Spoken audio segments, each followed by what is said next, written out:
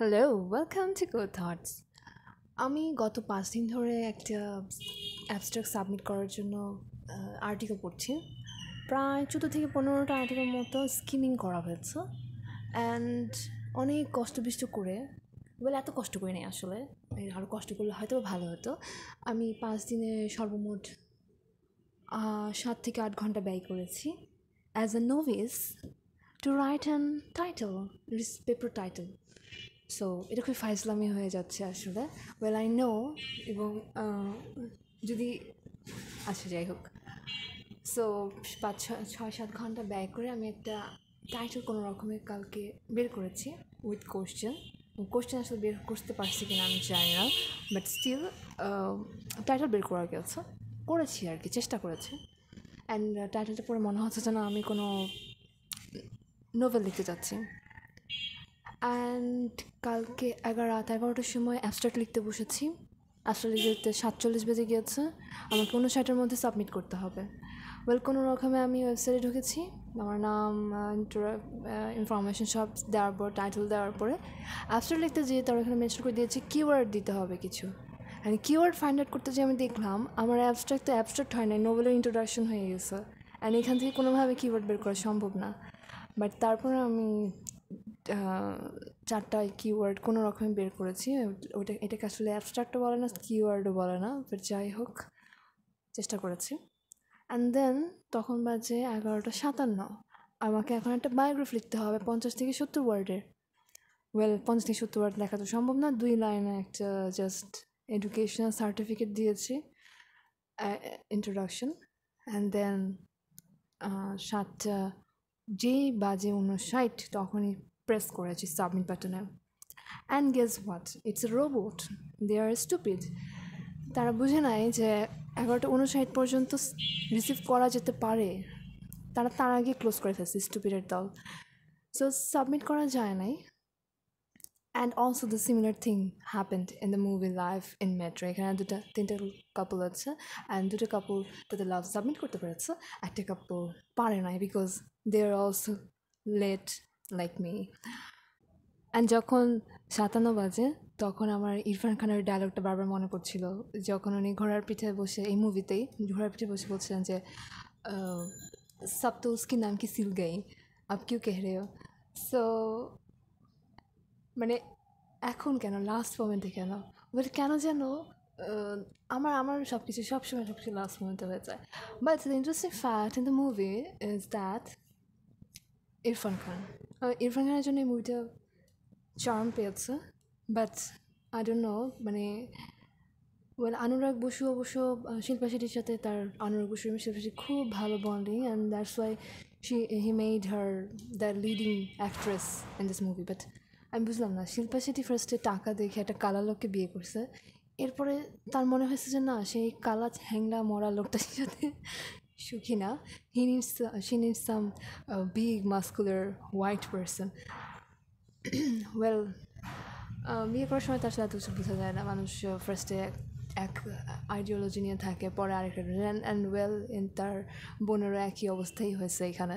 Well, তার বোন অবশ্য তার থেকে ভালো আছে, মানে বুদ্ধিমতী আছে, সে আগে কালো মানুষকে চুজ করে নেয়, আগে সে ফর্সা মানুষের সাথে ট্রায়াল দিছে।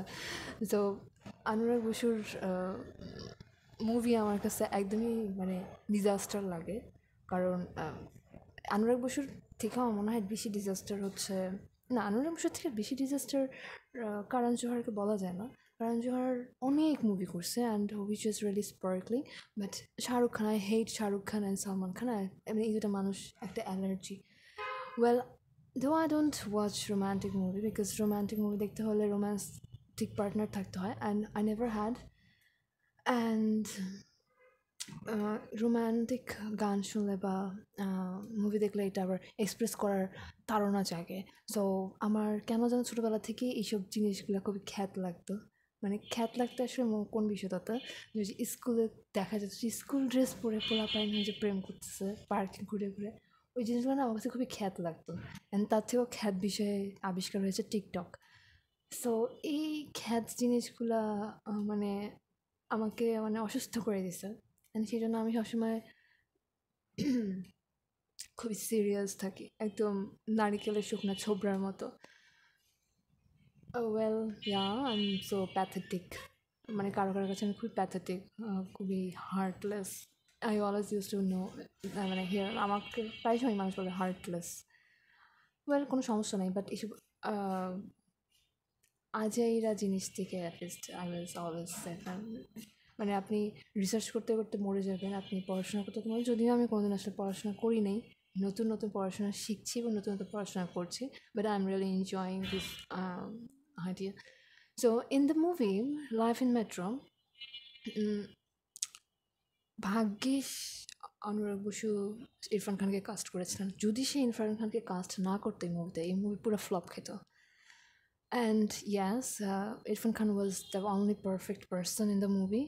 যে সে পারফেক্টলি তার সব কিছু করছেন। Kangana, Shilpa, this two women are disaster and disgusting. এই যে আমি জানি না এই দুটো মহিলাকে নিয়ে কেন কাজ করে কোনো প্রডিউসার, মানে আসলে করে না। আসলে শিল্পা শেট্টি অ্যান্ড কাঙ্গনা অনেক আগেই মিডিয়া থেকে ক্লোজ হয়ে গেছে, but the person Irfan Khan is fantastic. এবং ওনার যে জিনিসটা আমার ভালো লাগে, সে সব সময় আচ্ছা খুবই উনি ওনার প্রত্যেকটা মুভি লাইক কারিব কারিব, তারপর জব তক না, জব তক না, ওনার মুভিগুলোর নাম ভুলে গেছি, but yeah I have seen most of his films. And তার প্রত্যেকটা মুভিরই তার অপোজিটে একজন ফিমেল অ্যাক্ট্রেসই থাকে এবং স্টোরিটা থাকে লাভ স্টোরি, কিন্তু তার প্রেজেন্টেশন, মানে রিয়েল লাইফ প্রেজেন্টেশনটা খুবই অসাধারণ থাকে। উনি বিভিন্ন ডিফিকাল্ট সিচুয়েশন থেকে ওনার লাভ লাইফকে তুলে নিয়ে আসেন এবং এনে তাকে তার পাশে রাখেন এবং তাকে রিয়ালাইজ করান যে লাইফটা আসলে অনেক সুন্দর হতে পারে, অনেক ইন্টারেস্টিং হতে পারে। এবং উনি নিজে প্রত্যেকটা সিনেমা মুভিতে উনি খুবই লস্টেড একটা পার্সন থাকেন, বাট ওনাকে দেখা যায় খুবই losted, but still he is zoning in his circle, and সে তার জোনের মধ্যে হচ্ছে তার লাইফকে নিয়ে আসে এবং খুবই রেসপেক্টফুলি, খুবই ইন্টারেস্টিংলি, খুবই হিউমারিস্টিকলি সে তার ক্যারেক্টারগুলো প্লে করতেন। ওয়েল সে এখন নেই। তো এই জিনিসটা আমার ইরফান খানের খুব ভালো লাগে। অ্যান্ড লাইফ ইন মেট্রোতেও সেম জিনিসটাই হচ্ছে, different way, obviously different way, Shakib খানের মতো কপিয়াস মুভি না কোনো। আর আমার যতদূর মনে পড়ে আমি অনেক ছোটোবেলায় মুভিটা দেখেছিলাম, 2007 সালে। তো আমি আসলে বিচি বাচ্চা, 13-14 দিকে, 13-14 না, 12-13 দিকে হয়তো মুভিটা দেখেছিলাম। তবে ইন্টারেস্টিং ব্যাপার হচ্ছে আগে মুভিগুলোতে প্রচুর গান থাকতো, অ্যান্ড ইয়াস এই মুভিটা হয়তো স্ক্রিন প্লে বা ওভারঅল খুব ভালো হয়নি, but the singers Adnan Sami, Pritam and কে well, this persons are really কী বলা যায় বোল্ড মিউজিশিয়ানস। তাদের গান খুব চলতো। আমার কাজিনরা তখন they were in their brink of teenagehood, so love life. তো ওরা হচ্ছে আমার কাজিনদের বাসায় যখন যেতাম, ওরা হচ্ছে যে কম্পিউটার অথবা কী বলে মিউজিক প্লেয়ারে হাই ভলিউমে এইসব গান প্লে করতো। সো ছোটোবেলা থেকে এইসব গান শুনে শুনে বড় হয়েছে। আমি নিজে সার্চ করে কখনো এসব গান শুনিনি, অ্যান্ড অনেক দিন পর আসলে গানগুলো শোনা হয়েছে। অ্যান্ড আসলে আমি প্রায় 2018 সাল থেকে একদমই গান শুনি না বলতে মানে গান নিজের জন্য শুনি না, গানের জন্য গান শুনি। লাইক এখন কোন ট্রেন্ডে কোন গান আছে, কোন লিরিক্স কেমন যাচ্ছে, মিউজিক কম্পোজিশন কেমন হচ্ছে, এগুলো আমি সবসময় দেখি, আমার কাছে ভালো লাগে। আর মিউজিক আর্ট এগুলো রিভিউ করতে, সো সেই জন্য শোনা হতো গান। বাট এমনি আমি অ্যাজ এ পার্সন আমার ফোনে কখনো কোনো গান নেই, এখনও নেই। সো অনেক দিন পর আসলে অনেক আগেকার গান শুনেছি, অ্যান্ড আমি ভুলেই গিয়েছিলাম আসলে এই সিঙ্গারদের কথা। খুব নস্টালজি। এবং আমি ইন্ডিয়ান গানের একটা বিষয় হচ্ছে খুবই ইমোশনাল এবং হার্ট টাচিং থাকে। মনে হয় যেন আপনার জন্য এই গানটা গাওয়া হয়েছে, খুবই হার্টের সাথে ইমোশন দিয়ে এক একটা লাইন বলে।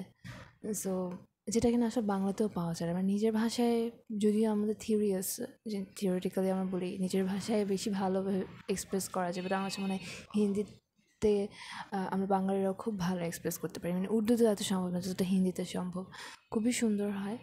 এবং আসলে তবে আরেকটা জিনিস হচ্ছে যে আমি এইসব পুরোনো মুভি, ইন্ডিয়ান বলিউডের পুরোনো মুভিগুলো আমি দেখি না, পুরোনো গানগুলো শুনি না, কারণ শুনে তখন ওই ছোটোবেলার কথা মনে পড়ে। ছোটোবেলায় তখন কেয়ার ফ্রি ছিলাম, যখন মন চাইতো টিভি দেখতাম, যখন মন চাইতো খেলা করতাম, কোনো প্রেশার ছিল না।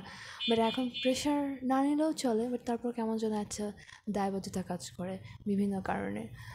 সো মনে হয় যে আমি অনেক টায়ার্ড, ভালো লাগে না আসলে। সো যখন এইসব জিনিস অনেক আগেকার কিছু শুনি তখন মনে হয় যে সে ওখানে চলে যাই। বাট আমি আফসোস করি না আমার লাইফ নিয়ে। আমি বৃদ্ধ হতে পছন্দ করি। আমার যে বয়স বাড়ছে এটা আমি খুব এনজয় করি। মনে হচ্ছে আমি বয়স বাড়ছে, আমার এক্সপিরিয়েন্স বাড়ছে, আমি একটা পর্যায়ে যাচ্ছি। সো এই জিনিসটা আমি খুব এনজয় করি। ছোটোবেলা ফিরে যাওয়ার কোনো ইচ্ছা নেই, কিন্তু ছোটোবেলার কথা মনে পড়লে খুবই খারাপ লাগে। খারাপ লাগে না, অ্যাটলিস্ট অবশ্যই ছোটোবেলাতে সবাই মিস করি আমরা, যখন আমরা সবাই কেয়ার ফ্রি থাকি। সো ওভারঅল আমার মনে হয় এই মুভির সব বাজেট হচ্ছে এই টাকার পিছনে চলে গেছে। অ্যান্ড বাই দ্য ওয়ে আর জেম জিম জেমস, আমাদের জেম।